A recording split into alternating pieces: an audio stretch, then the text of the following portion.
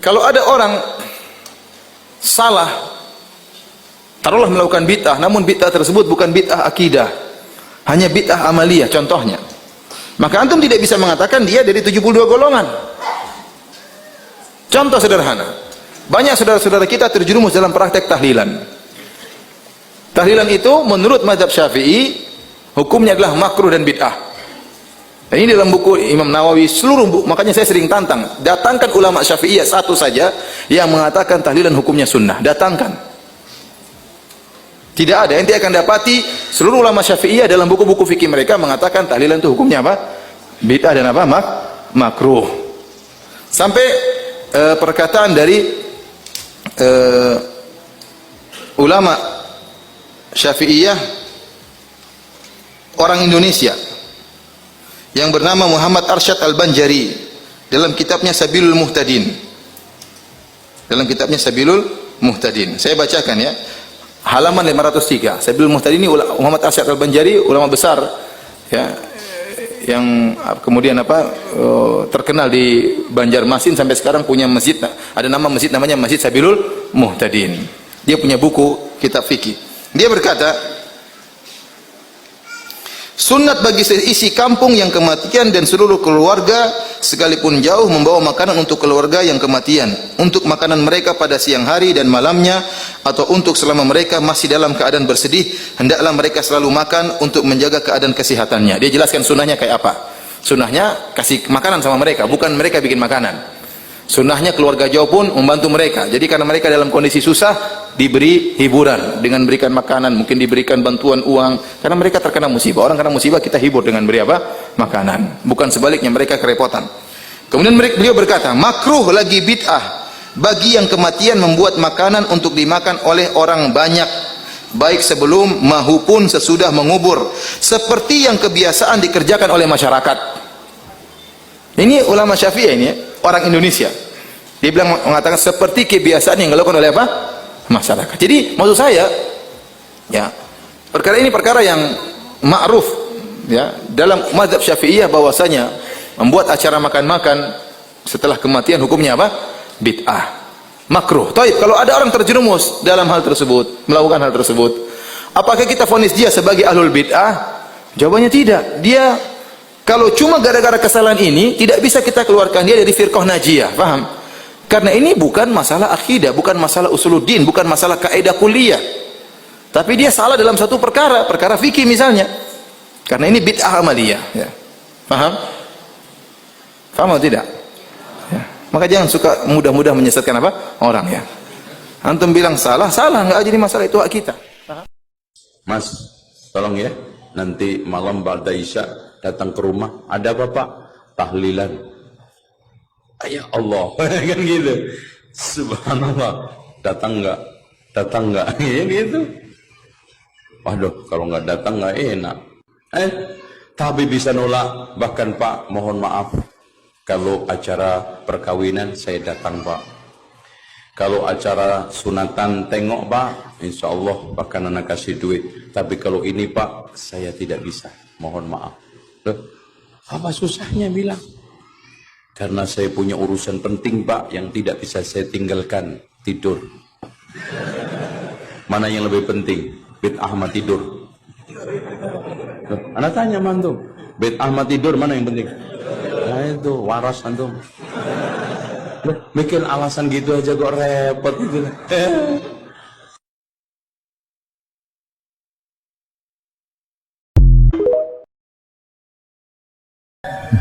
Ustadz, persyaratan untuk masuk surga tentu ada rambu-rambu yang kita harus kerjakan.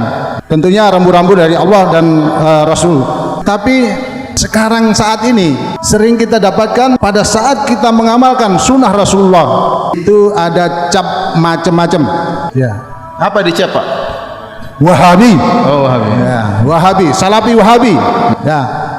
Tolong dijelaskan masalah Salafi Wahabi ini, karena antara Syekh Muhammad Abdul Wahab dengan Wahabi yang begitu jauh antaranya zamannya beda. Nah ini tolong agar persepsi daripada masyarakat ini lebih cenderung ke Salafi Wahabi yang dicap kepada kita. Satu contoh kecil, saat kita meluruskan sholat, ini ajaran Wahabi. Saat kita meluruskan telapak kaki, ini ajaran Wahabi. Jangan nginjak kaki saya. Nah ini tolong diluruskan Ustadz. Dan satu-satunya yang bisa meluruskan adalah Ustadz. Oh enggak boleh gitu. enggak. Ya karena lebih banyak yang mendengar. Saya bertemu dengan Ustadz di Madinah selama 8 hari. Saya non-stop dengan teman-teman. Nah ini luar biasa, internasional Ustadz yang bisa aplikasi daripada julukan-julukan itu. Karena itu juga menghalangi kita masuk surga karena tidak mengamalkan sunnah Rasul. Tolong jelaskan Ustadz. Terima kasih. Assalamualaikum warahmatullahi wabarakatuh. Alhamdulillah. Insya Allah kalau masuk surga nggak ada yang panggil Wahabi lagi. Ya, saya bilang banyak saudara-saudara kita tatkala memberi gelar, memberi lakop karena tidak ngerti. Ya, kita beri udzur kepada mereka. Mereka tidak ngerti. Ya, tugas kita menyampaikan. Ya, ada orang tuduh kita dengan tuduhan tidak. Mungkin kita sakit hati, tapi ya kita bersabar. Ya. Jangankan kita, Nabi SAW dituduh dengan tuduhan yang tidak, beliau juga sakit hati. Beliau seorang Nabi, tapi juga merasakan sakit hati karena Nabi SAW memiliki sifat manusia sebagai ujian. Allah sebutkan dalam Al-Quran, وَلَقَدْ نَعْلَمُ أَنَّكَ يَضِيقُ صَدْرُكَ بِمَا يَقُولُونَ. Sungguh kami tahu bahwasanya dadamu sesak wahai Rasulullah akibat apa yang mereka katakan. Berarti Rasulullah SAW juga merasakan sakit hati tatkala dituduh dengan tuduhan yang tidak. Tapi banyak orang saudara-saudara kita menuduh kita dengan Wahabi, ya. Maka mungkin mereka tidak tahu siapa Syekh Muhammad bin Abdul Wahab rahimahullah ta'ala. Apalagi banyak orang-orang Syiah yang menyebarkan isu bahwasanya Wahabi mengkafirkan kaum muslimin, Wahabi ya suka menumpahkan darah kaum muslimin, ya, dan macam-macam tuduhan. Wahabi mengharamkan ziarah kubur, Wahabi mengharamkan salawat kepada Nabi sallallahu alaihi wasallam, tuduhan yang dihembuskan. Kemudian tuduhan-tuduhan tersebut disambut oleh sebagian saudara-saudara kita. Akhirnya semakin besar tuduhan tersebut. Dan ini semua adalah tuduhan tidak benar. Kita mengatakan kenyataan mendustakan itu semua. Kita tahu Raja Wahabi, Raja Salman, ya, di antaranya. Hafizahullah ta'ala. Hari ini saya baru dapat kabar dia menyuruh seorang wartawan diberhentikan dari pekerjaannya dan koran dipermasalahkan, dikasuskan. Kenapa? Karena wartawan tersebut memuji dia berlebihan. Ya, dia baca koran tersebut, ternyata wartawan tersebut memuji dia berlebihan, disuruh berhenti penulis tersebut karena dia tidak ingin sampai tauhid terganggu. Dia menjaga kemurnian tauhid, ya. Adapun menuduh bahwasanya kaum Wahabi suka mengkafirkan, maka itu tidak benar. Dibantah oleh Syekh Muhammad bin Abdul Wahab rahimahullahu taala, ya. Dan saya sedang menyusun juga tulisan tentang masalah itu, ya. Bagaimana Syekh Muhammad bin Abdul Wahab mengatakan kami tidak pernah mengkafirkan yang berkaitan dengan masalah 4 rukun, masalah solat, masalah zakat, puasa, haji. Kalau ada yang meninggalkan solat tidak dia kafirkan. Karena ini masih masalah khilafiyah di kalangan para ulama. Yang kami kafirkan hanyalah yang berkaitan dengan syahadatain. Kalau orang terjerumus dalam kesyirikan, itu pun beliau mengatakan kami menjelaskan tentang masalah ini syirik, ini kekufuran. Adapun memvonis itu masalah lain. Makanya beliau dalam pernyataan mengatakan bagaimana kami mengkafirkan orang-orang sementara ada orang yang beribadah di kuburan Ahmad Al-Badawi tidak kami kafirkan karena dia tidak tahu. Bagaimana kemudian kami dituduh mengkafirkan orang-orang? Apalagi kemudian dituduhkan suka menumpahkan darah kaum muslimin. Apakah ada jemaah haji yang pergi ke Arab Saudi ketakutan dibunuh oleh orang Arab Saudi? Bukankah Saudi itu sarangnya Wahabi? Semua penduduk Saudi rata-rata apa? Wahabi. Apakah ada jemaah haji yang ketakutan kalau ketemu orang Arab Saudi? Ya, yang akan dirampas hartanya, akan dibunuh? Enggak ada, itu omong kosong. Atau kalau Arab Saudi memberi bantuan gratisan banyak, pelayanan, ya. Bahkan Raja Salman kalau sudah memberikan bantuan, sebelumnya Raja Malik Abdullah, kalau sudah beri bantuan kemana saja, Suriah dibantu luar biasa, jutaan orang Suriah dibantu di Arab Saudi. Kemudian bantuan terhadap Palestina, kumpulin duit langsung entah berapa triliun langsung dikirim ke Palestina, bantuan yang ini tidak jarang diekspos. Di tanah air kita juga banyak bantuan, banyak masjid-masjid dibangun. Sering yang membangun masjid tidak tanya-tanya apakah masjidnya itu orangnya tahlilan atau tidak ada pertanyaan, pokoknya butuh masjid bangun. Betapa banyak orang bangun masjid, tidak ditanya mauludan atau tahlilan, tidak, bangun masjid. Betapa banyak pondok-pondok dibantu. Kemudian juga ya Suriah, Yaman dibantu. Secara madhab kalau kita bicara akidah ada perbedaan. Kita tahu Yaman bukan Wahabi, kita tahu Suriah bukan juga Wahabi, Palestina juga bukan Wahabi, tapi dibantu sama raja-raja Wahabi. Kemanusiaan mereka tinggi. Maka maksud saya seorang jangan menuduh yang tidak-tidak. Kalau dia menuduh bahwasanya Syekh Muhammad bin Wahab melarang untuk ziarah kubur, tidak benar. Kita suruh ziarah kubur. Yang tidak boleh kalau minta kepada penghuni kubur. Ya. Dilarang bersolawat. Saya bilang kita tiap hari bersolawat. Allahumma sholli ala Muhammad sallallahu alaihi wasallam. Berulang-ulang dalam ceramah kita bersolawat. Ya. Yang dilarang mungkin solawat yang mengandung mana-mana kesyirikan, itu yang dilarang. Adapun kalau solawat yang sunnah silakan. Ya. Oleh karenanya seorang berhati-hati tatkala memberi tuduhan yang tidak-tidak, ya, karena termakan dengan provokasi sebagian orang. Kalau dia nuduh Syekh Muhammad Abdul Wahab dengan tuduhan yang tidak-tidak, ingat dia akan disidang oleh Allah pada hari kiamat. Kita kalau nuduh orang tidak benar, kita akan disidang berhadapan dengan Syekh Muhammad bin Abdul Wahab, dan hati-hati jangan-jangan pahala kita diambil oleh beliau seluruhnya. Karena kita tuduh dia dengan tuduhan yang tidak-tidak. Ya, ini bahaya, hati-hati. Maka seorang tatkala berbicara hendaknya dia berfikir sebelum mengucapkan apa yang dia ucapkan. Dan saya katakan bahwasanya kita bersabar kalau dituduh yang tidak-tidak, yang penting kita menjalankan sunnah. Dan ingat, kita tidak ada yang mengkultuskan Syekh Muhammad bin Abdul Wahab.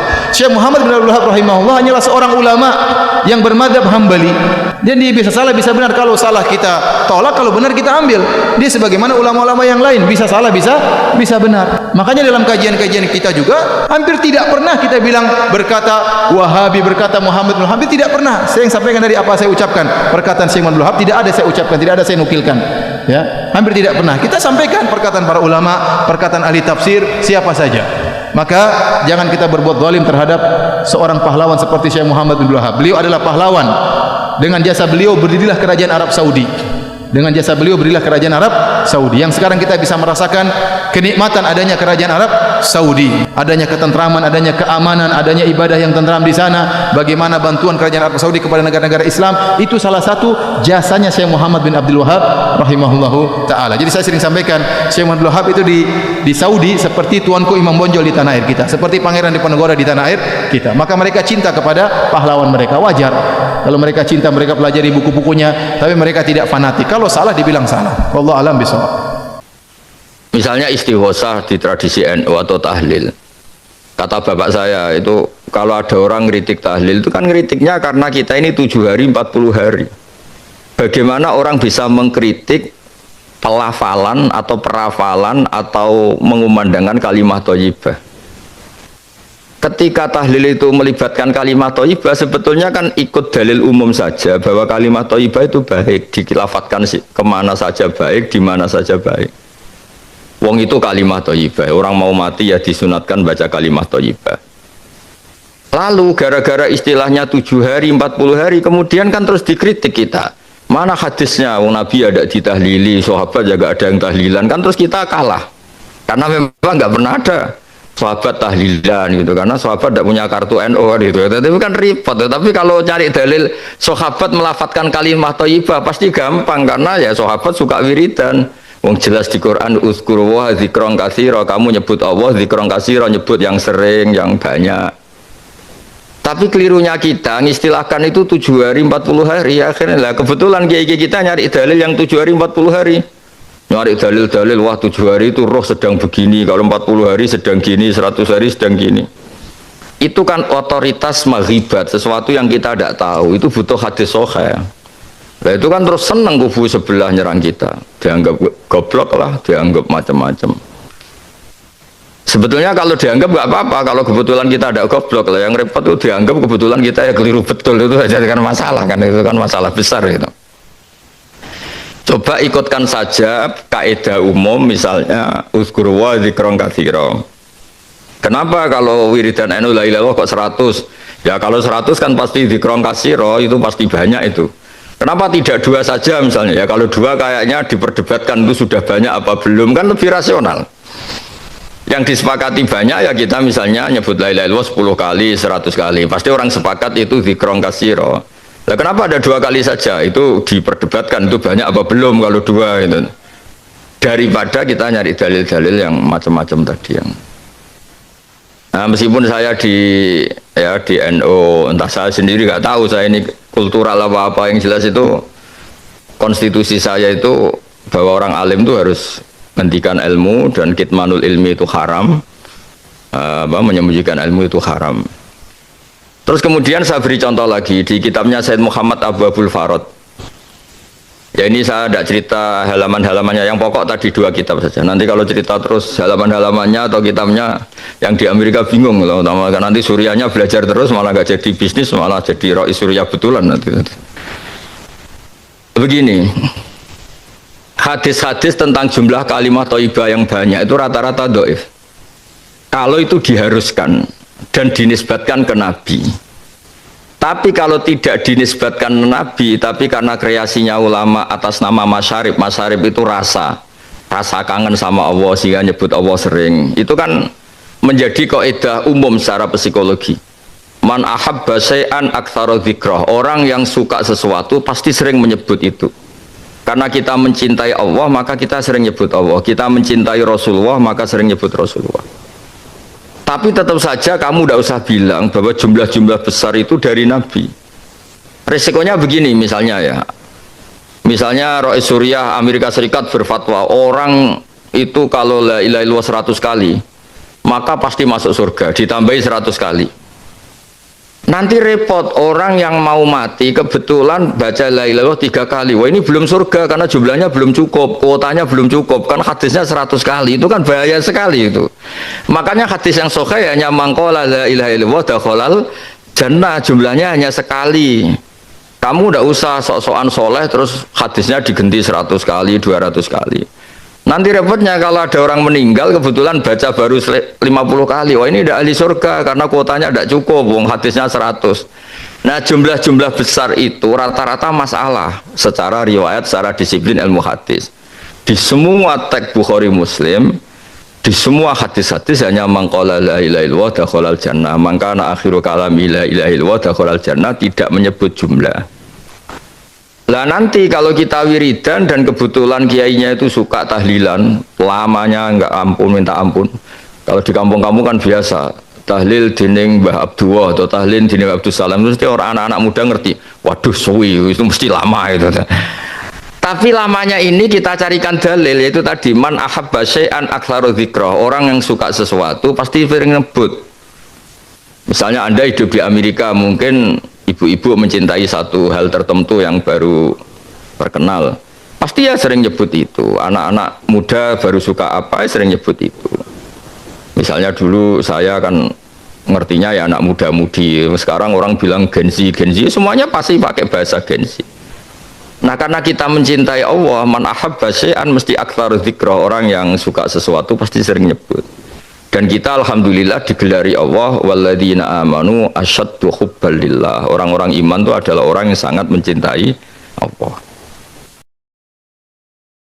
Ini penting saya utarakan supaya ekstremitas itu berkurang. Logika-logika yang dibangun ulama itu ngikuti riwayat. Agama itu ngikuti riwayat, bukan sekedar akal. Saya punya contoh ketika kitab Ihya menutup kitabnya, yaitu Imam Ghazali. Itu ada 2 orang, ini di akhir kitab Rojak dan dipakai nutup kitab Ihya sebagai rojaknya Imam Ghazali. Ada 2 orang min ahlinar dipanggil sama Allah. Ini sekaligus ijazah, kali ini ijazah betul. Yang dipanggil ke surga itu masih muqayyad dan biangkalil jahim, masih muqayyad, masih dibelenggu sama atribut neraka.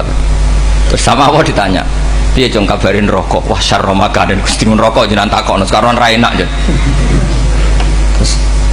Terus kata Allah, ya sudah kamu kembali ke sana karena kamu memang orang fasik.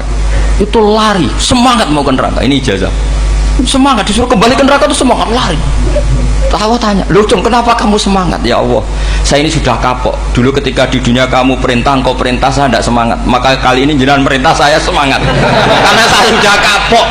Setiap engkau perintah saya ada lari semangat ke neraka.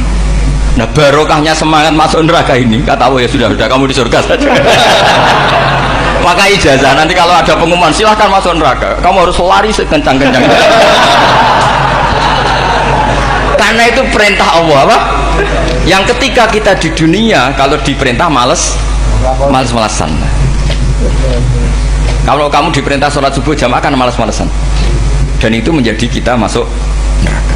Sebagai kafarah itu ya Allah, karena ini perintah engkau, saya tidak males-malesan lagi. Wis ngembaliin rokok, lari semangat. Allah akhirnya haru, dimaafkan. Panggil lagi, sudah di surga saja. Barokahnya semangat masuk neraka. Nah, ini ijazah ini. Ya diterima ya. Kok enggak semangat terima ya. Yang kedua enggak. Sudah kamu kembali ke neraka, pelengahan gitu. Enggak semangat. Allah dilihat terus enggak semangat. Kenapa kamu tolah-toleh? Ya Allah, Saya tidak pernah ngira ketika engkau manggil saya ke surga, kemudian engkau kembalikan lagi ke neraka. Ya sudah, di surga saja, barokahnya husnudzon. Jadi ini ijazah, kamu milih dua itu, milih yang mana terserah. Artinya apa?